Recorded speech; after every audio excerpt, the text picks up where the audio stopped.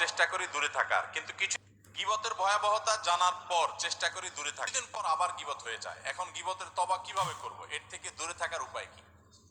আপনারা গীবত কাকে বলে চিনেন তো?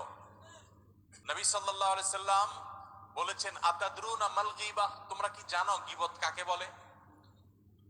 সাহাবীরা বলেছেন নবী সাল্লাল্লাহু আলাইহি সাল্লামকে আল্লাহ এবং তার রাসূল ভালো জানেন। নবী সাল্লাল্লাহু আলাইহি সাল্লাম গীবতের সংজ্ঞা দিচ্ছেন যে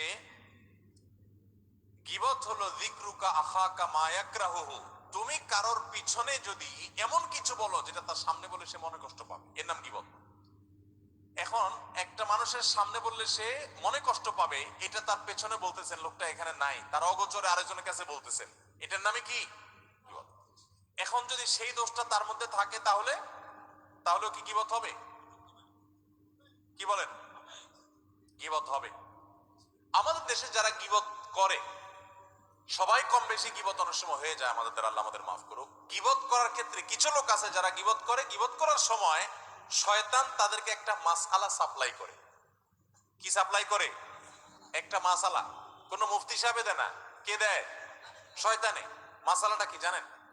মাসআলাটা হলো, আপনি যদি বলেন ভাই কারোর পিছনে সমালোচনা করা ঠিক না ভাই, ভাই গীবত করা খুব ভয়াবহ গুনাহ ভাই, কোরআনে আল্লাহ তাআলা এটাকে মৃত ভাইয়ের গোশত খাইলে যেরকম অপরাধ, নোংরামি, এটাকে সেরকম বলেছেন, এবং গীবত পরিষ্কার হারাম, আল্লাহ তাআলা নিষেধ করেছেন। আপনি আরেকজনের গীবত করেন না, এটা বললে তখন ওই লোকরে শয়তান ওহী করে, শয়তান তার মাথায় দেয় বুদ্ধি, সে তখন জবাব দেয়, দেখেন ভাই আমি যেটা বলতেছি সত্য বলতেছি, আমি কোনো উল্টাপাল্টা মিথ্যা কথা বলতেছি না, আপনি চেক করে দেখেন। সে গীবতের সংজ্ঞা হয়তো জানে না, আর নাহলে শয়তান তারে দিয়া এই ভুল মাসালা দেওয়াইছে।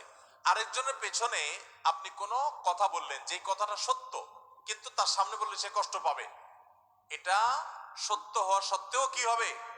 গীবত হবে। আর যদি ডাহা মিথ্যা কথা বলেন আরেকজনের নামে তার পিছনে, তাহলে তো সেটা মিথ্যা অপবাদ, ওটা তো গীবতের চাইতে আরো ভয়াবহ।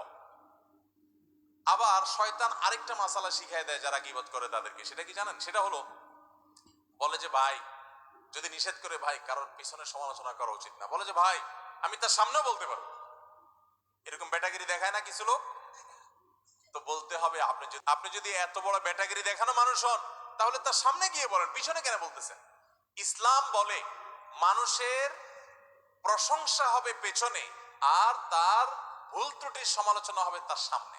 ভালো করে শুনেন, মানুষের প্রশংসা করতে হবে পিছনে না সামনে? পিছনে। সামনে প্রশংসা করা যাবে, এইটা যেই মাহফিলে প্রশংসা করা পরিষ্কার ভাবে হাদিসে নিষেধ। কারণ বসে বসে প্রশংসা শুনলে যে কোনো মানুষ কি করে?